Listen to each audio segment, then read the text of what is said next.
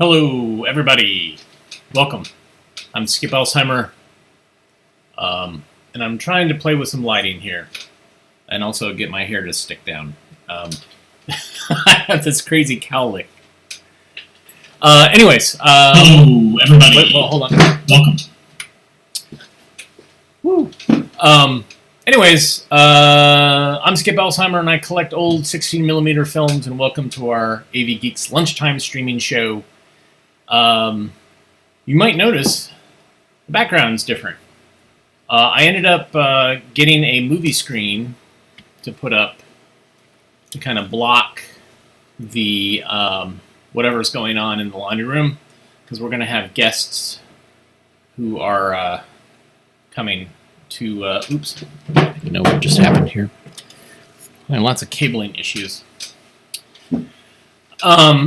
We have guests staying with us down in the basement where I am located, and I don't want to have to... I want to give them some privacy. So, there you go.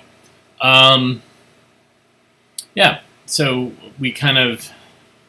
I moved things around a little bit so you can actually get a better view of the telecine when we transfer stuff. And so, if this is the first time you've joined me, we watch old 16mm films. Some of them we watch live, like I'm actually transferring them as we watch them, and some of them are pre-recorded, depending on what I got going on. So that last thing was a film strip, and that was, to get that into a digital form was a giant pain in the butt. I basically had to scan the film strip, each frame, and then that was a very early attempt to color correct. Then I brought it into this program that made it look like it was advancing like a film strip. And I added music to it, and all the music I used pretty much makes YouTube freak out. So that's why that's silent. I did it for a film strip DVD. It was called F is for Film Strip, or Focus on Film Strips. Yeah, I love that the goldfish dies, and then there's this moral dilemma. And the uncle's like, it happens. Goldfish, they die. All right, so anyways, I mentioned that, yes, we watch stuff on film. And so this next film is about Black Widow spiders. And it's on film. So here we go. Enjoy.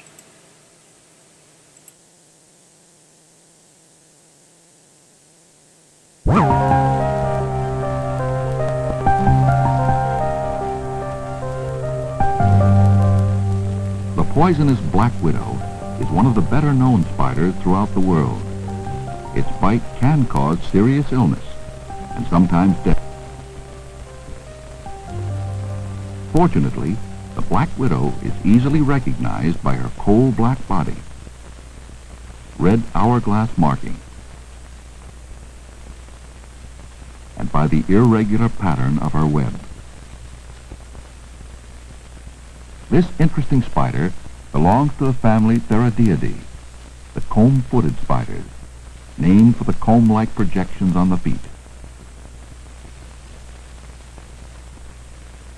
The black widow is found on 5 continents, often around homes or other structures. It usually attaches its web in dark corners or within untidy accumulations. It is well to be cautious, as this spider's venom is 10 times as strong as that of a rattlesnake. If bitten, a stinging sensation will be felt at the site of the bite. Prompt medical attention should be sought. The black widow subsists on various insects and is quite beneficial in this respect. She encases her victims with silk and kills them with poison delivered through her fangs.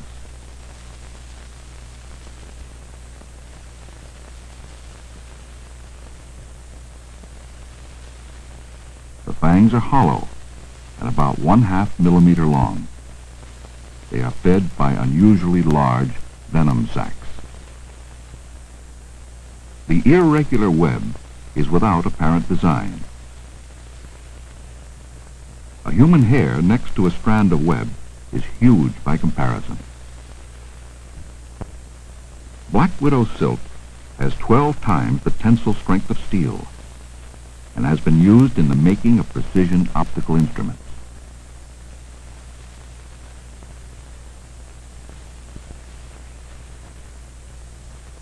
The male spider is much smaller than the female and is not considered dangerous.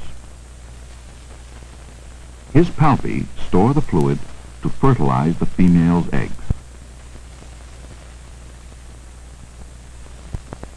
The male vibrates the web to attract the female.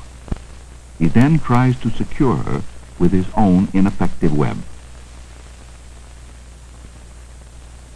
Contrary to popular belief, only when prompted by strong hunger does the female kill and eat the male after mating. Fertilized eggs soon develop, and the black widow's body takes on a swollen appearance. Just before laying her eggs, the black widow spins the top half of an egg sac. Egg laying begins with the deposit of a large globule of sticky substance, which will hold the eggs together.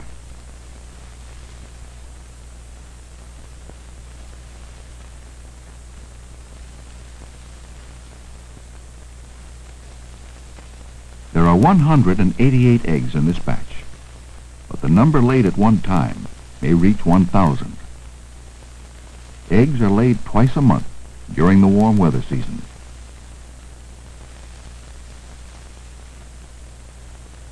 The black widow now completes her egg sac. To make it water resistant and secure from most insect predators, she covers it with a tough, close-woven web.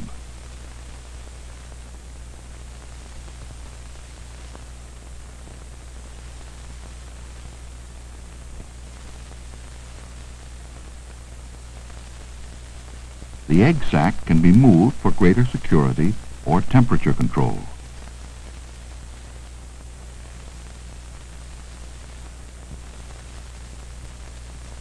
The black widow is particularly dangerous for several days after laying and will readily attack in defense of her eggs.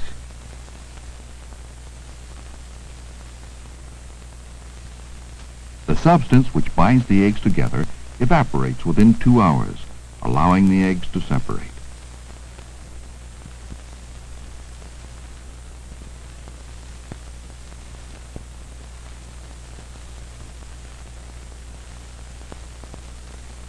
The eggs appear smooth and polished.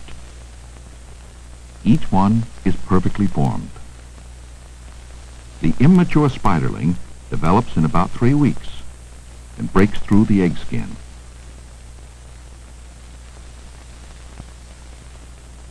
Here it remains, like a delicate image in wax, awaiting the first molt.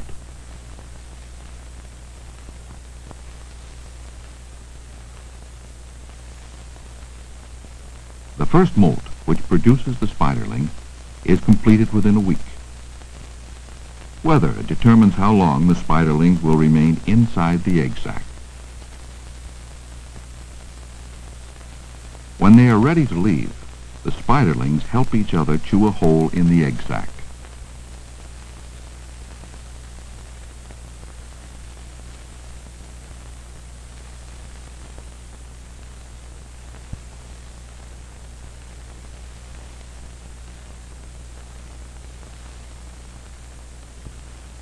Once they are out, the spiderlings spin a network of webs as a means of escape and separation.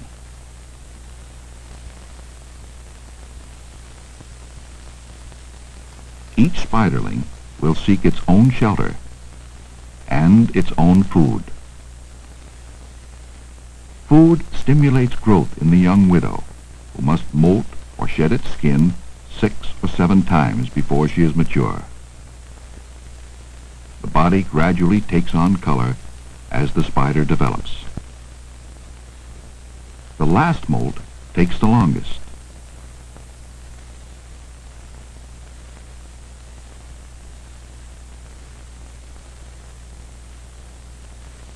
During each molting process, the spider is immobilized and defenseless.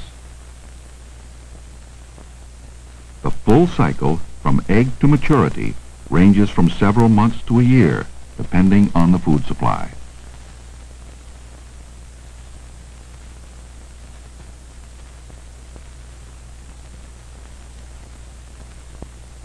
While the black widow feeds principally on certain small insects, other insects feed on the black widow.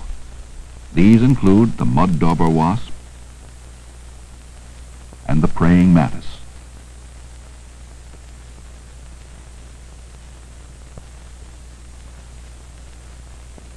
One of the most important natural enemies of the black widow is a tiny fly called Pseudogorax signata. This deadly visitor lights undetected on the spider's egg sac. Almost at once, the fly lays a number of eggs.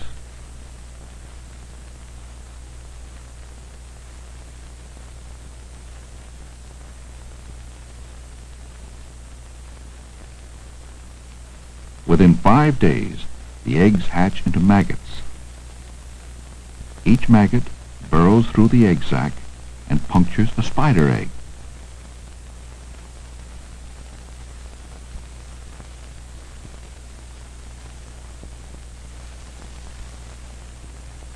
Size of the maggots increases rapidly during the 7 or 8 days they take to consume the eggs. When all of the eggs have been eaten, the maggots pupate. Within 3 hours, a hard pupal case is formed.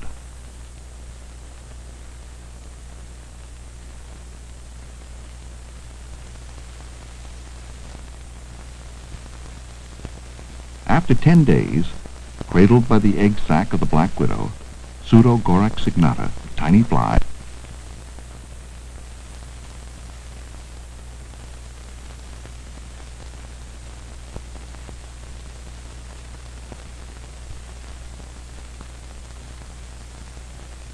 and so out of some black widow egg sacs emerge little flies instead of little spiders.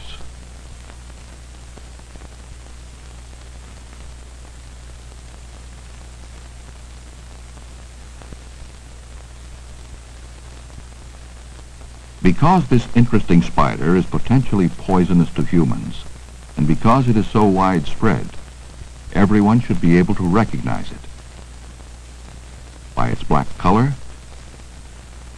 red hourglass, and irregular web. But like so many things in nature, the black has a useful purpose and is a valuable member of the natural community of living things.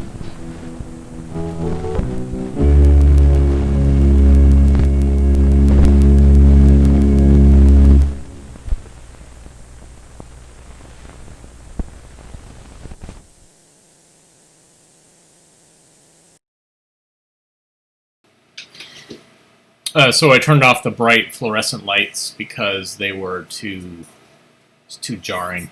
It did make it look like I was getting my picture made for DMV for a passport. So I'm going to be working on some lighting stuff here as we go along. But, you know, I don't mind being in the dark because it's easier on my eyes. Yeah, so that last film, Black Widow Spiders, that at the end, I don't know if you noticed the weird kind of and then there was this line like right here. So that was what we call a perfix or perforation fix. And so basically what would happen is a film would get shredded, and so the little perfs or sprocket holes are torn generally because the film has lost its loop. So you basically are going from a continuous motion to an intermittent motion. The intermittent motion is when a little claw comes, grabs a little perf, and drags it down in sync with the shutter so that you get this image of motion. So you need, at the top and the bottom, you need a loop so that you have a kind of some slack. And when it loses that loop, then that's when the claw is just tearing the film. So anyways, to fix that, somebody was like, oh, well, we can just use this tape that just has little perfs in it, and you just lay it over, which is a great stopgap measure, but ultimately, after a couple of years, then it starts to slide and it starts to warp in its own way, and it starts to kind of make its way into the image, and it's gross. It's really not great. And then you take it off, then you have to do all this extra cleaning, and it's a big pain. So that's Perfix. And I did it once or twice because I had 2 Perfix machines and I had some tape that I did, but I found that it was so daunting that I just didn't. I was like, I'm not going to do this anymore. And so with the scanners that I have and the telesetting I have, you don't need the perfs necessarily. They can be a little messed up, and the film will go through and not do more damage to the film, and it'll just roll a little bit and be all uneven and unstable. So there you go. That's more than you ever wanted to know about fixing perfs. All right, so over the weekend, last week I did 8 shows. Oh my God, that was a lot. So I did my normal lunchtime shows. I did a special one for EMEA. I did one for the Science Museum, North Carolina Science Museum, and then I did one from the Houston Air Terminal Museum, which was great because most of the people that attended, we did it all via Zoom, were in the industry. So I was showing these films, and then they were talking about them, and they were talking about like parts of it, the aspects of. There were a couple of stewardesses. There were a couple of flight crew people. So it was great time. We might do this again in early 2021. But one of the films I showed was called Air Transportation, and it's part of a series about like, what is your career? What do you want to do? And this is a film that would be shown in high school or prep school or trade school, or people who are going to try to get some sort of sense of like what they want their career to be. It's an older film, so the audio is a little noisy, and I did a little bit of on-the-fly noise reduction, so it's a little weird, but it's fascinating nonetheless. So this is from the late 60s, late 40s. This is before jets. This is when all the planes had props. And so here's Air Transportation. Enjoy.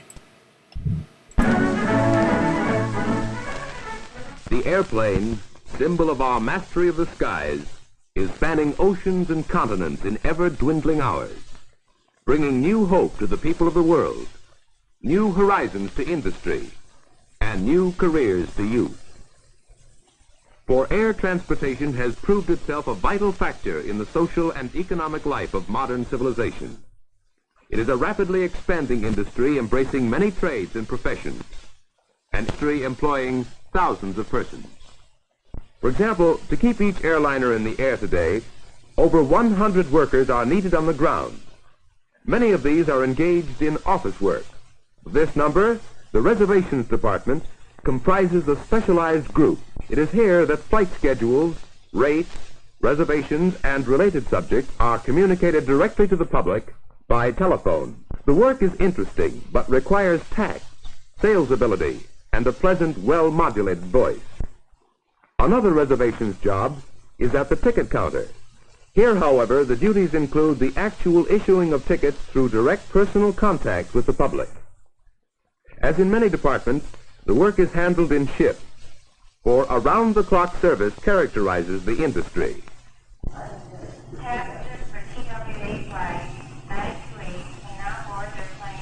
The welfare of the passenger is of paramount importance.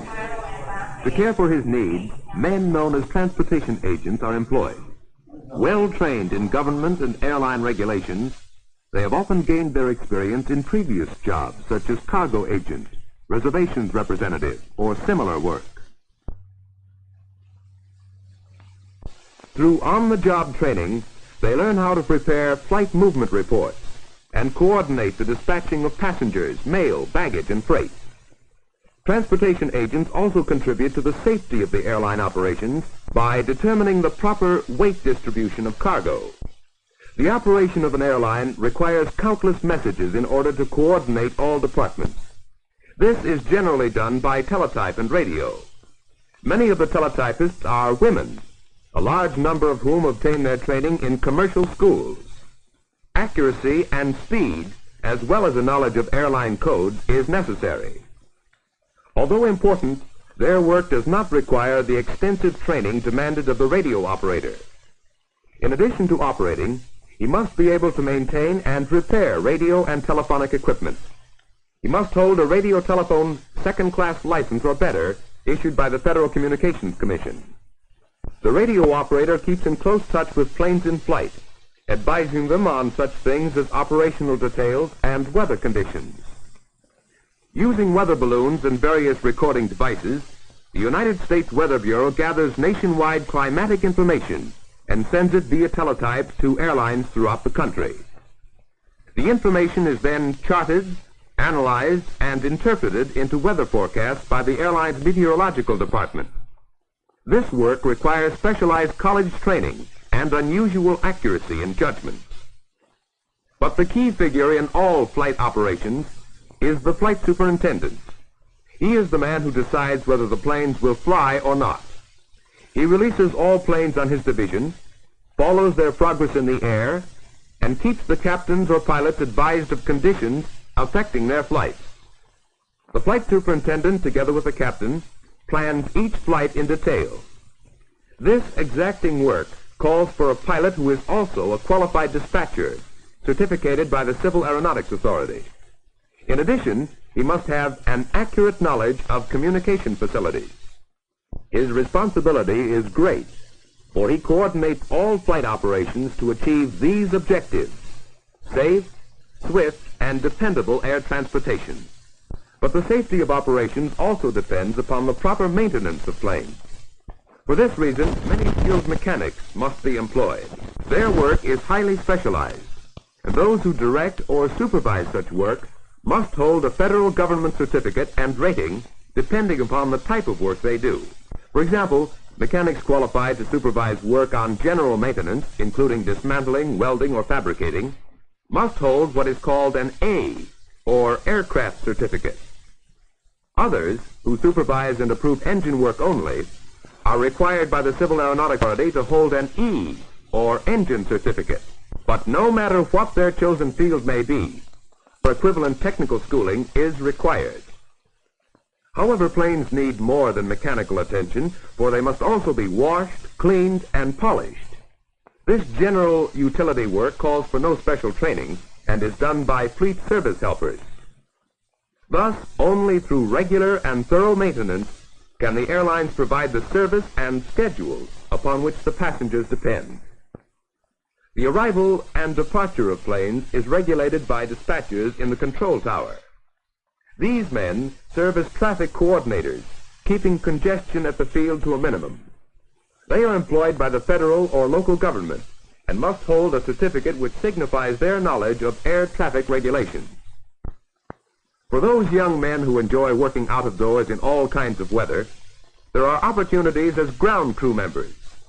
Fast work in refueling and servicing of planes is required. Ground crewmen, as well as cargo handlers, need little training, but should be able to maintain simple records. Cargo handlers must know how to load cargo properly, according to its destination. In other words, what comes out first should be loaded last. Yes, there are many workers essential to air transportation, but throughout this number, the flying crew is perhaps the most colorful group of all.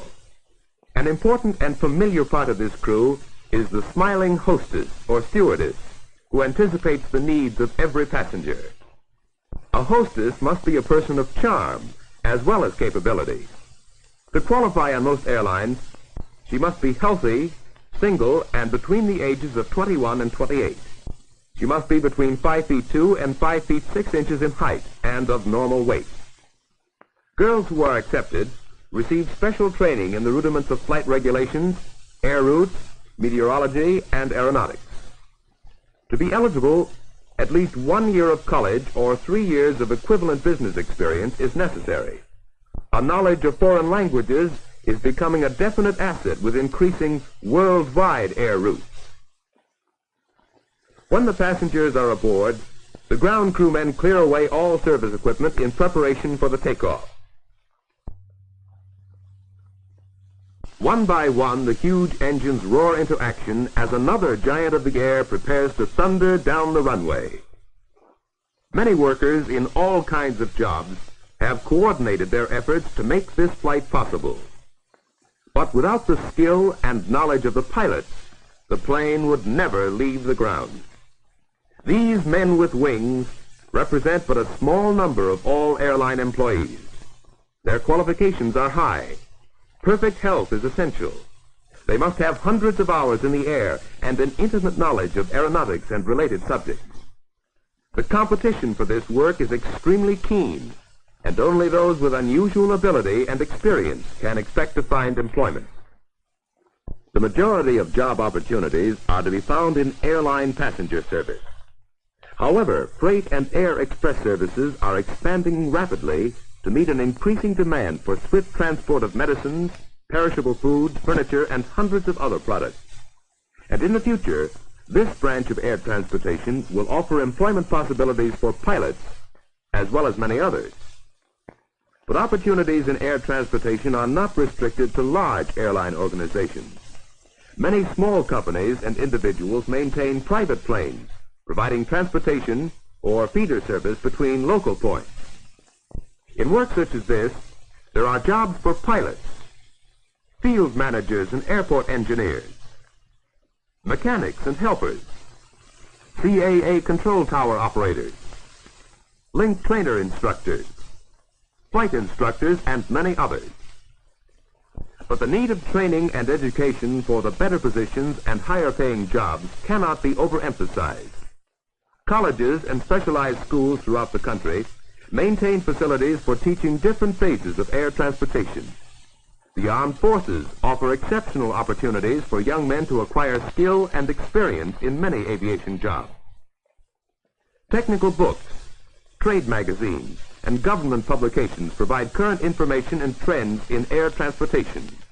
And airlines from coast to coast maintain training programs for all types of work vital to this expanding industry. But obtaining employment will not be easy. Competition for jobs is great, and the total number employed is comparatively small. However, the industry makes up for this by the variety of jobs it offers.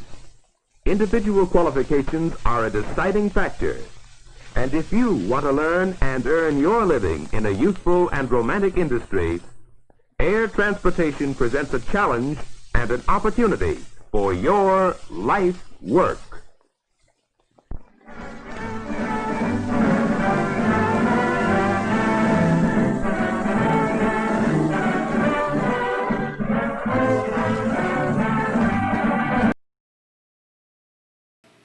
I love it. The colorful team of the flight crew that got some laughs when I showed it at the Air Terminal Museum. They really dug that.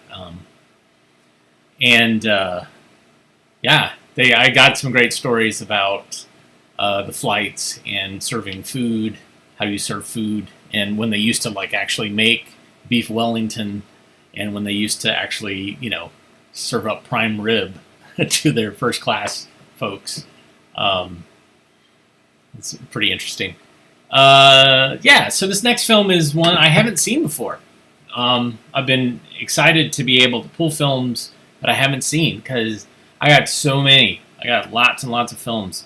And this one is the can. It's kind of cool. Let me hold this up. It's Color, a film program, and this one is Color, Brightness, and Contrast.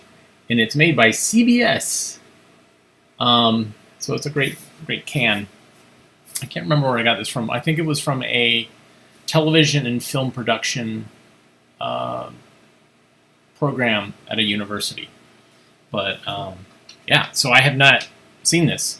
Right off the bat, I did watch a little bit of it, and it looks like there is a poor man's... I can't remember his name. Dr. Frank Baxter. It looks like there's a poor man's Dr. Frank Baxter that introduces it. I haven't seen it to see what he does, but it does. I was like, wait a minute, it looks like Frank Baxter. But, I'm sure there were lots of balding men with glasses in broadcasting field. So here is Color brightness and contrast. A CBS program.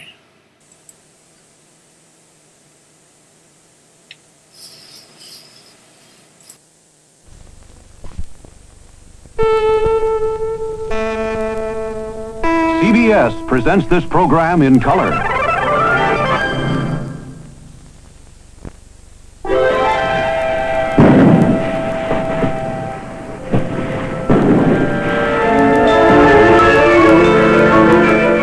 Color, an added tool in production giving greater impact to pictures appearing on the home receiver and allowing use of new program and commercial material not practical in black and white.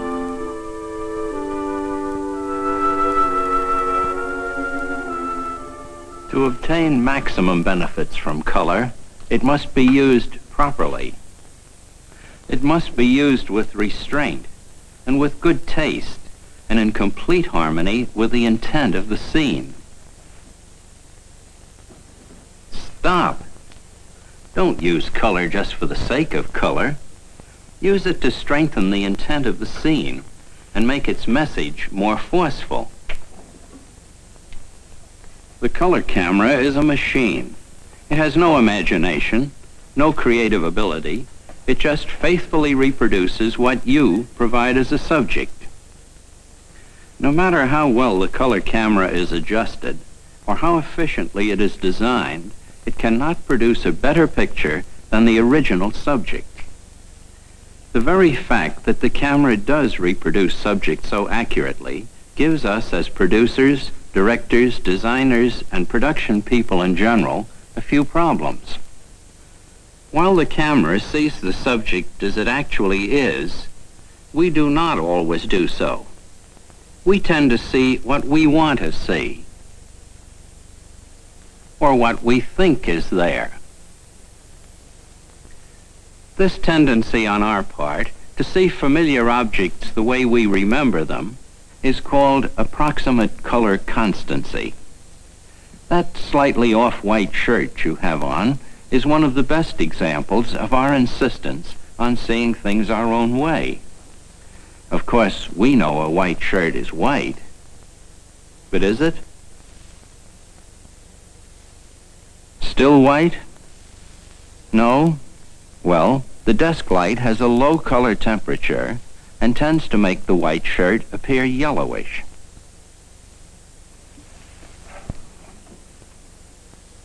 Yes, the white shirt is in fact still white, but what you're seeing is the effective daylight, which has a higher color temperature and is bluer than the room light.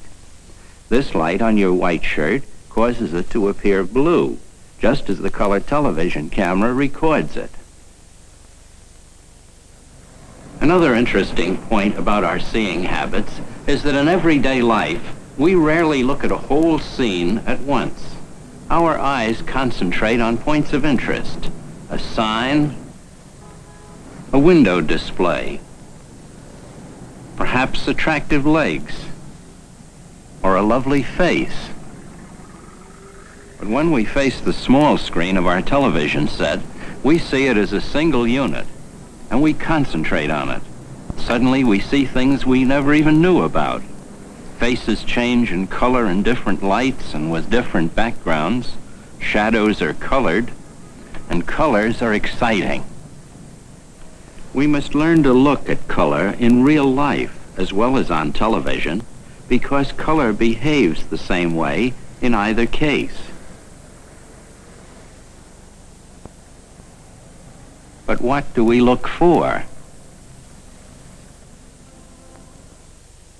Well, let's start with bright colors in the wrong place. A very bright spot of color attracts the eye immediately and becomes the center of interest. So place the brightest colors where you want to have the interest center. But don't avoid bright colors. Use them properly. All subdued colors are pretty boring. Conversely, all bright colors give a monochromatic illusion because there are no accents to add visual interest and provide a proper center of interest. Use color as a musical arranger plans an orchestration to provide contrasting moods or building to a climax.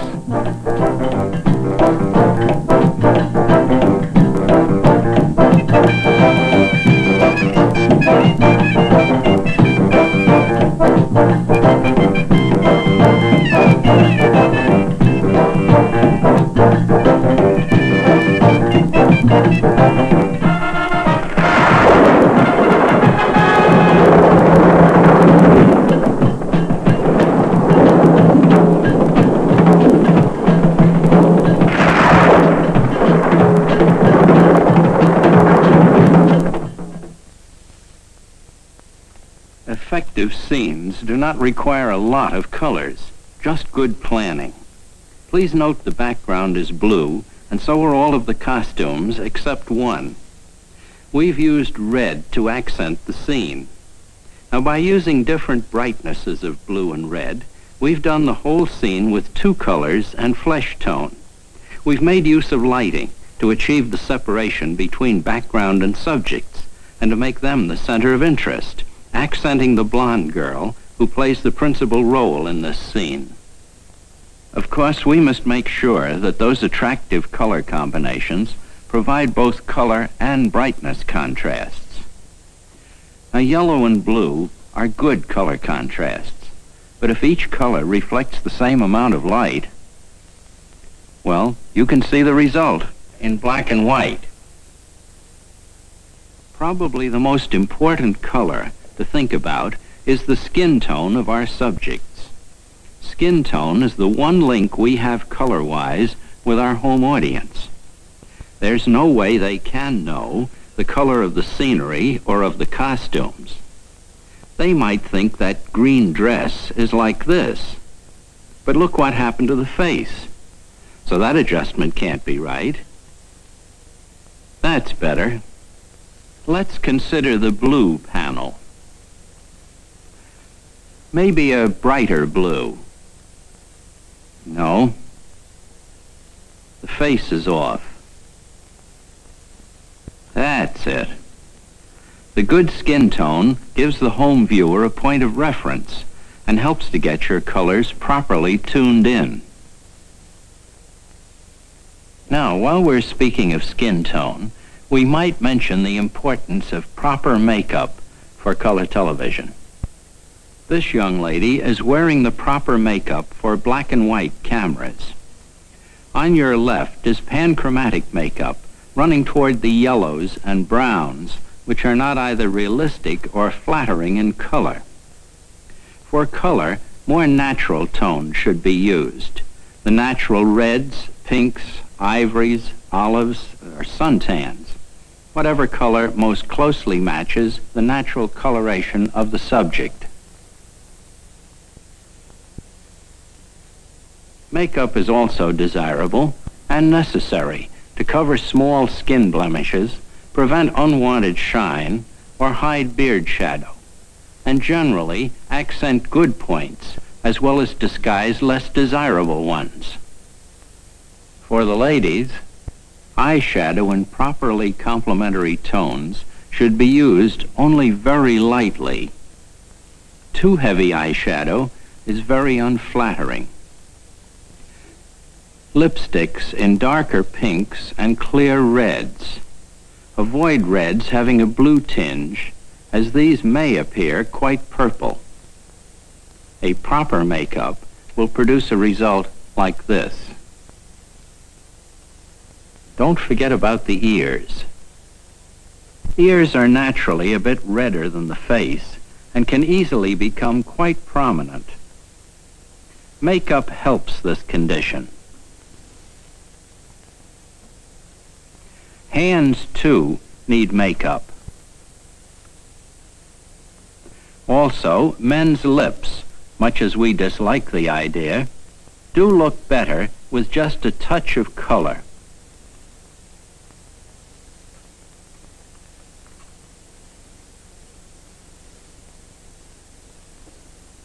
Like this. Careful attention to the makeup job will assure the artist of appearing at his best. Fabrics assume new importance in color television, appearing, of course, as costumes and as backgrounds. Moving along our fabric display, we find that lame cloths are good for color work.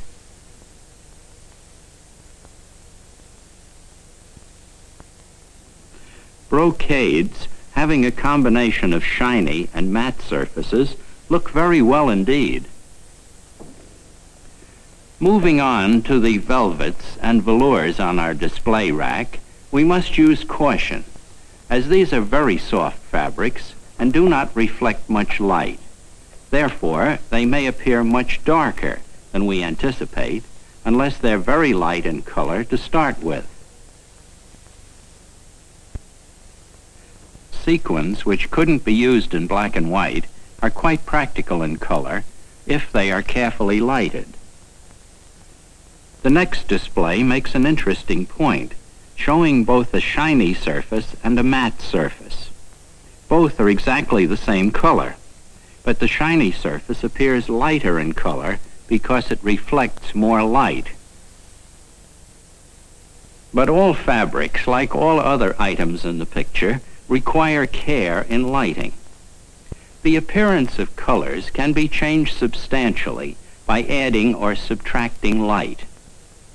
Decreasing the light on the background causes the color to appear as a deeper tone. Increasing the light causes the color to appear as a lighter tone. And incidentally, jewelry reacts about the same way those sequins did, and it can be worn in color. That's a bonus. One of the points to approach with care in color is fabrics with geometrical patterns, such as checks, plaids, and herringbone weave. Depending upon their size and how close you shoot them, they can beat with the television camera line structure and generate spurious patterns. These shift about in a distracting manner as the camera pans or the fabric moves. While we are speaking about straight lines and patterns, we might take a moment at this point to speak about another very important element in color production, the graphics. All of the things we have talked about regarding contrasts, brightness, and color balances apply to our graphic displays. In addition, attention should be given to size. Letters as small as 2 or 3% of the height of the screen may be acceptable in monochrome, but this is not the case in color. Because different colors have different resolving capabilities, the safe rule to follow is to keep your smallest letters several times larger than you use them in monochrome. Now, finally, the most important ingredient in planning a color show: communications. Full communication between everyone involved in putting the show together. Where several artists are involved, designers, decorators, costumers, makeup artists, and lighting directors, working independently without knowing what the others are planning can result in disaster. In color television, every item in the picture is related to every other item, and they must be in harmony, or the end result could look like this.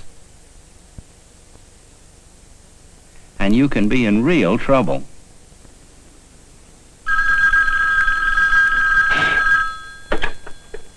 Hello. What? Yes, sir. Yes, sir. Yes, sir. Yes. Each contributor must know exactly every detail of the overall plan of every other contributor to provide a happy result. To produce a good color result, use restraint. Use common sense. Plan in advance. Communicate. Cooperate. And then you may approach your production with confidence.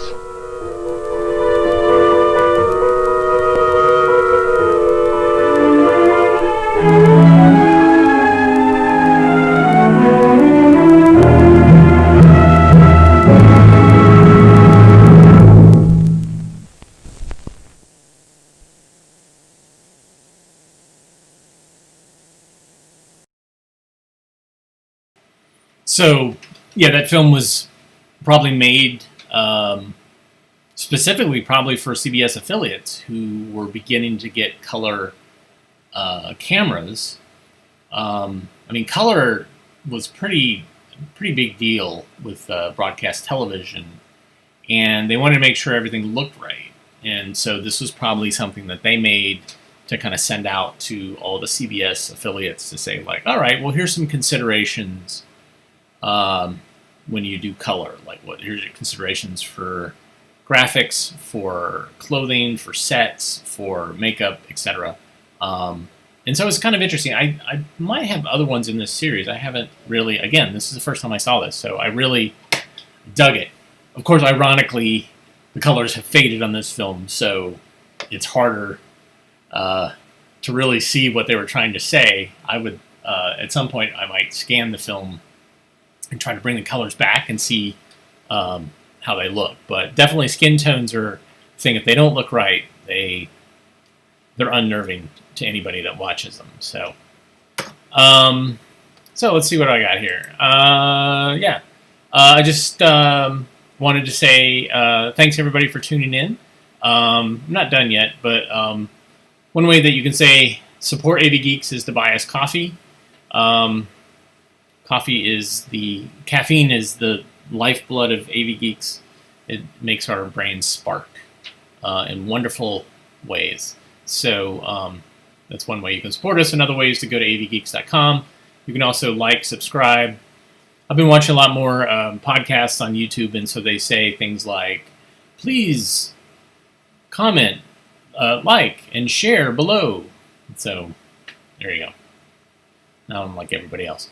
All right, so this next film real quick is some commercials to get you in the mood to think about coffee. I thought the veil would never arrive. Do you like it?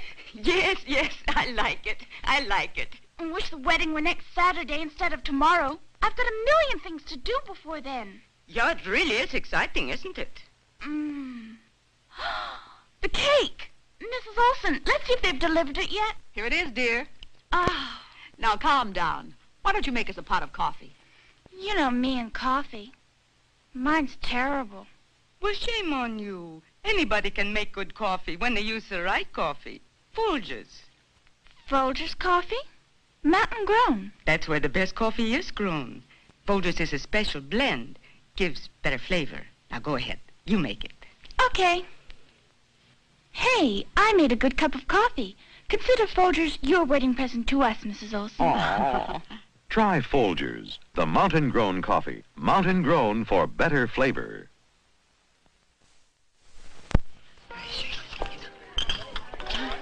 Look what my husband's doing. Well, he's just drinking coffee. But it's my coffee, and for the first time, he's enjoying it. Well, did you do something special? Yes, thanks to Mrs. Olson. I just suggested another coffee. Folgers. Yeah, Folgers is mountain grown. The richest kind there is. I never tasted coffee this good. He will from now on. Try Folgers, mountain-grown for better flavor. Hi, Mrs. Olson. The peach pie turned out great. Thanks for the recipe. Did Jim like it? Did he? Here. But he said I really need your recipe for good coffee. Oh, you just need Folgers. Is that all? Sure. It's mountain grown, the richest kind. Here, you try it. Okay. Coffee's great, honey. Special recipe? Special coffee. Folgers. Try Folgers, mountain-grown for better flavor.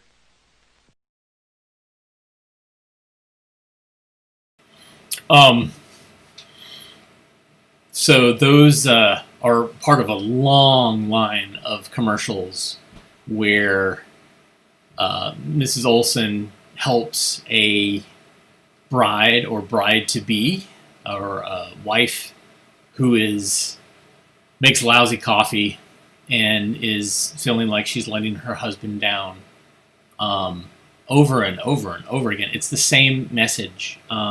It's not really about it being mountain grown. It's about, Mrs. Olson, please help me with my marriage because my coffee is horrible. My husband's complaining about it, and I want to make my husband happy. It's interesting. So I digitized a bunch of commercials for Duke University, they have an ad archive of advertising that they got from the people that did Procter & Gamble things and did Folgers, and also did some other Procter & Gamble things. And what's interesting is they use that same anxious technique for selling not only coffee, but they also for Pampers. Like, so I got to see the commercials for Pampers, and from the very beginning of Pampers all the way to the probably late 70s, early 80s. And it's the same thing. It's the anxiousness of a mother who wants to do things right, and Pampers are the way to do it. And they actually have, in some of them, they actually have like a kind of a nanny, a British nanny who kind of says, well, this is what I recommend. And then they use it again in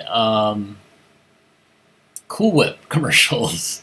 Sarah at Tucker Inn, who makes this amazing strawberry shortcake and uses Cool Whip, and everybody's surprised to find that out. And so, and there's all these people celebrating anniversaries, all these different events at Tucker Inn, and they are always surprised to find out that she's not using real whipped cream, she's using Cool Whip, and so they should be okay with that. Those commercials make me really mad. I'm just like, Cool Whip sucks compared to real whipped cream. It's disgusting. Ugh. But the Expert, the old Expert. There's another one where Crest did that for a while. So I did the entire history of Crest from the 50s before they actually introduced it to when the gels came out. So I did all the Cavity Creeps ones. But there's some point like in the late 70s, early 80s where they, instead of just having a kid coming in and saying, look, Mom, no cavities, they actually go to this pharmacist, this drugstore owner who's talking like, well, what I recommend is using Crest.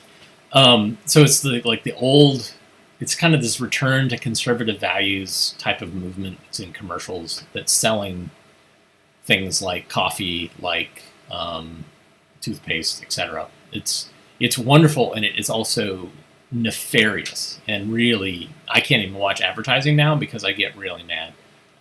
But there you go. There's my little soapbox about Folgers. But there's lots of these. So if you look online, Internet Archive ad views, there's so many commercials. We did like 10,000 commercials. It was really nuts. And my brain was mush at the end of it. Like after doing 13 hours of 30-second Crest commercials or minute-long Crest commercials, I switched to Crest for about a year because my brain couldn't keep up with it. We also did a bunch of Post cereals. So I actually got Grape Nuts, because my assistant at the time was like, I've never had Grape Nuts before. I'm like, I haven't either. So we got it, and it was disgusting. We didn't let it sit in the milk long enough, so it was just like scraping our the roofs of our mouths. But anyways, thanks everybody for tuning in today. I will see you again tomorrow, Tuesday, 1 o'clock.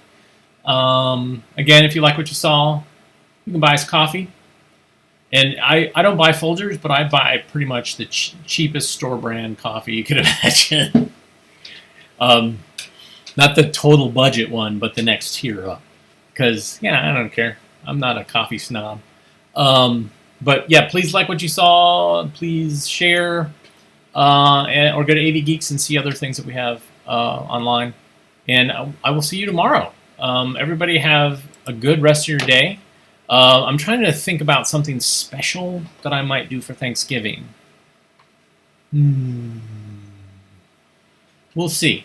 I'll see what I got in mind. I have an idea, and I'm going to try to figure it out. Yeah. Everybody take care, and please rewind and love each other, and we'll see you next time. Bye, everybody.